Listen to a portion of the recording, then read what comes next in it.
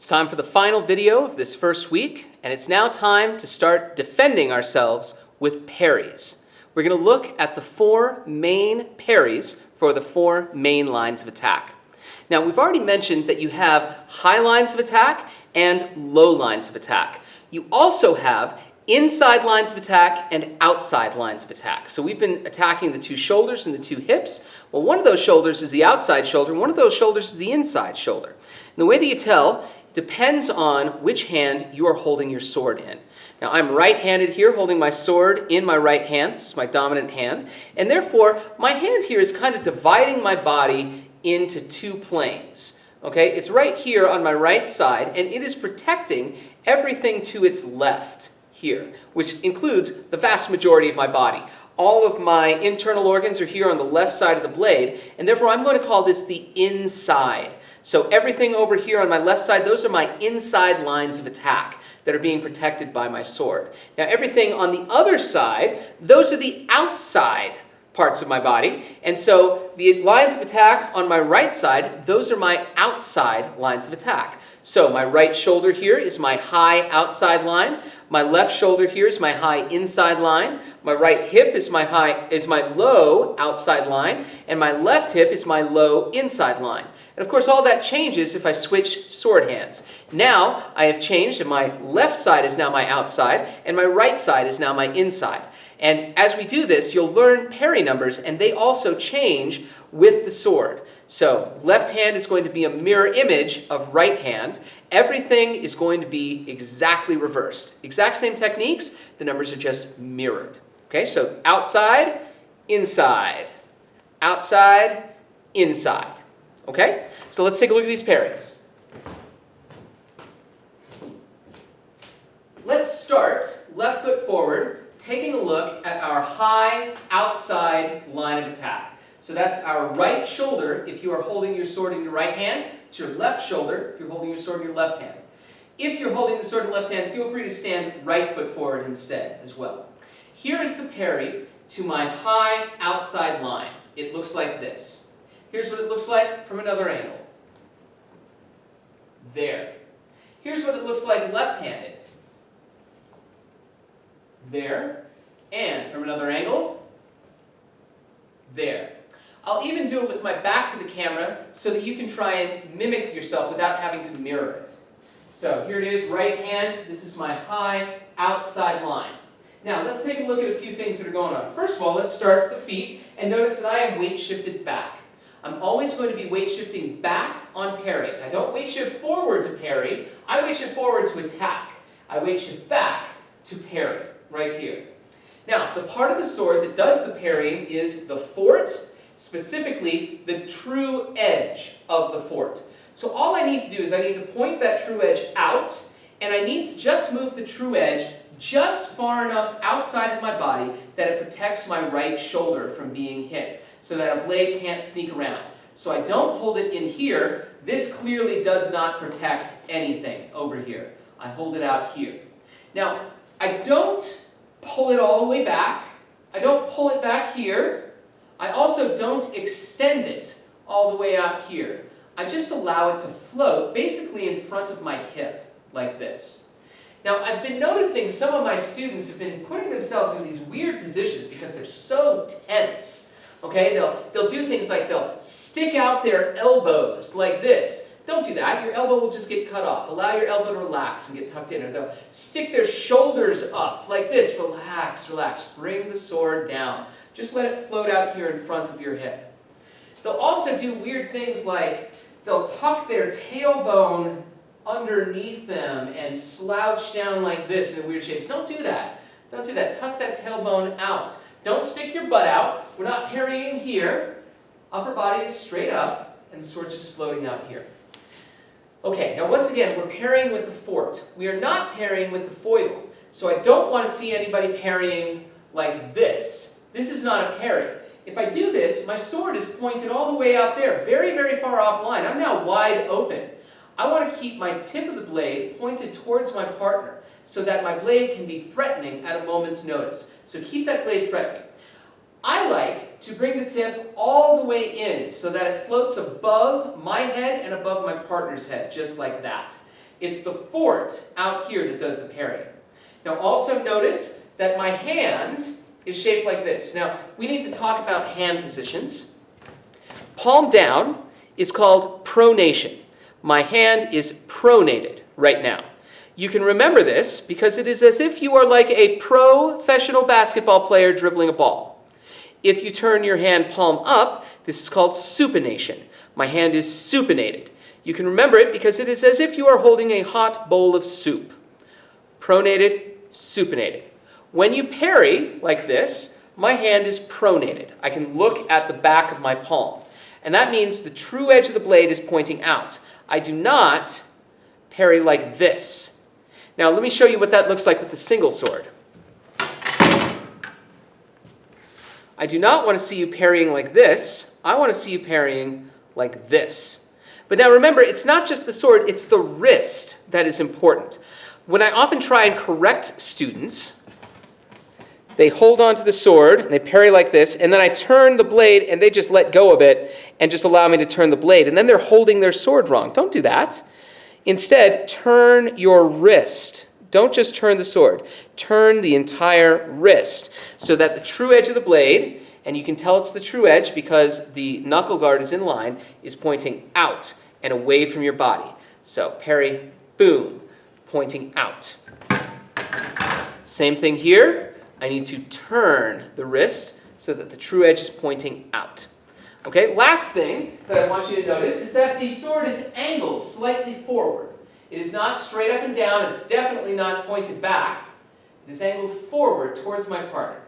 And once again, you can bring the tip in above your head, above your center line, or you can keep it here so that it's in a plane parallel to your body, but do not allow the foible to go out there. Okay, this is called Parry Three. It is your high outside line. Now let me show you Parry Four, your high inside line. This is Parry Four. All I've done is I switched the blade so that the true edge is now pointing to my left, and I brought it across to the other side. And again, I'm just moving the fort far enough past my body so that it protects my left shoulder from being touched by my partner's blade. Once again, I am not extending my foible out because I'm not parrying with the foible, I'm parrying with the fort. I'm bringing it across like that. The tip of the blade can either be here in a plane parallel to my body, or I can bring it in. And I like doing that because what it means is, as I do these parries, it is as if I am creating a triangle. And the tip of the blade stays at the top of that triangle as the fort moves from side to side. Again, I am weight shifted back on Parry Four. I'm always weight shifting back on the parries. Okay? Again, it's nice and low. It's not up here. It's down here, below the shoulder. Down here. I'm protecting the shoulder. I'm not protecting my head. If you start parrying up here, you're going to be encouraging your partner to attack your head, and that's dangerous. Encourage your partner to attack your shoulder by bringing your parries down nice and low. Because if you come up here, they're going to be worried that they're going to hit your hand or your arm, and they'll start going for your head as if that is a better option. It's not. Keep it down here. Okay, so now let's take a look at the sequence of parries here. If my partner attacks me, then I weight shift back first. So my partner attacks, I weight shift back, and I parry. The parry happens last.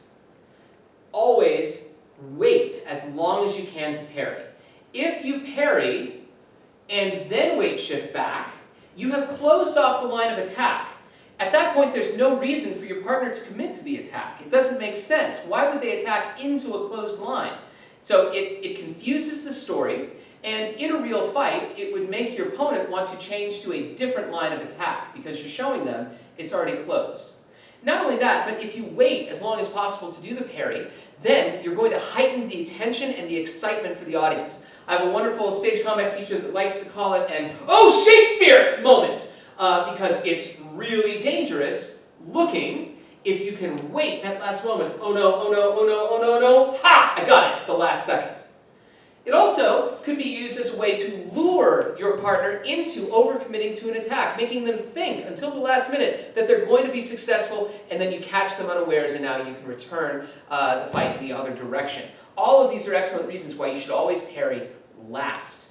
Okay, so let's start again. First off, my partner is actually going to prep their attack, which means we make eye contact, they weight shift back, and I go with them. I weight shift forward as they prep. Now the story here is that I'm looking for some kind of opening with which to attack, but they're going to attack me first, they don't see it. So they spot the target, they're waiting for me to weight shift back. I weight shift back, they commit to the attack, and then the very last thing is the parry occurs. Then they're going to prep again. They weight shift back first because they're moving backwards. I weight shift with them. They spot the new target. They're going to attack. I'm now going to weight shift back and then parry last. Now to parry, I start by twisting the wrist and then bringing the sword to the other side. I always twist the wrist first. I like to think of it as a school of fish swimming through a very, very long aquarium. The fish can swim one way, but when they hit that end of the aquarium, they have to turn around before they can swim the other way. And then they have to turn around before they can swim that way. Fish cannot swim side to side like this. Fish do not do that. Fish can only swim forward, and then they change direction and swim forward. And in this case, I am twisting my wrist. I am not turning the sword and keeping my fingers in the same position. I'm not doing that. I'm turning the wrist. Bring it across, turn the wrist, bring it across. So let's see. This is called a direct parry because the blade is moving in a direct straight line from one parry position to the next. So let's go back and forth between 3 and 4 a few times. So I weight shift forward on the prep, weight shift back, parry. Weight shift forward on the prep, twist the wrist, weight shift back, parry. Forward, twist, back, parry. Forward, twist, back, parry. Forward, twist, back, parry. And I want to see you moving in that order. Okay, do not parry before you have weight shifted back. Leave that line of attack open until the very last moment there. And then you can bring it back and parry. So that is going from 3 to 4 and back. Those are the high line parries. Now we can do the same thing with the low line parries. Let's take a look at the low outside line. Right here, this is the low outside line. It's very, very similar to the high outside line, except instead of being here, it's down here. The hand is basically in the same position. It's just a change of the wrist from high to low. The fort is still doing the parrying, so it's just all the way out here, just far enough so that it protects my right hip. The sword is angled forward. The tip of the blade is in. The tip is not pointed out. It's either here, or I like to point it in. So now I'm making an upside down triangle from here to here, to here, to here. And the whole thing really makes a diamond. Okay, I'm just making the 4 sides of a diamond. Yeah? Okay. So this is parry 2 right here. Now if I want to go to the other side, I weight shift forward, change the wrist, now my wrist is supinated, weight shift back, and I push it across here. So it's just far enough over here so that the fort is now protecting my left hip. Now you might think that this is parry number 1. It's actually not. It's parry 7, believe it or not. And that's confusing to a lot of people, but here's the reasoning behind it. Parry number 1 actually looks like this. It's a very tricky, uncomfortable parry. It's known as the what time is it parry because it looks like you're checking your wristwatch to see what time. It's not a very threatening parry. You can't really angle the blade towards your partner like this. It's very awkward. But it's the first position that your sword would be in after you pull it out of its scabbard. Right there. So that's why it's parry 1.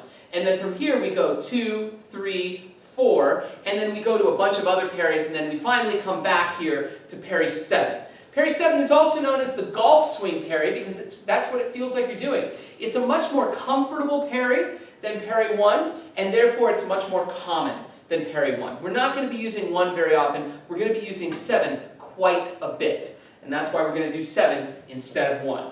Okay, so we go to 7. Then, to get back to 2, we weight shift forward. We pronate the wrist. Weight shift back, bring it across to 2. weight shift forward, supinate the wrist, weight shift back, bring it across to 7. And forward, pronate, back, 2, forward, supinate, back, 7. Now as I weight shift forward, I keep my sword in position so that I am clearly indicating to my partner and the audience that this line is open. Please attack here. Oh, you attacked there. You fell for my cunning plan and I parry at the last second.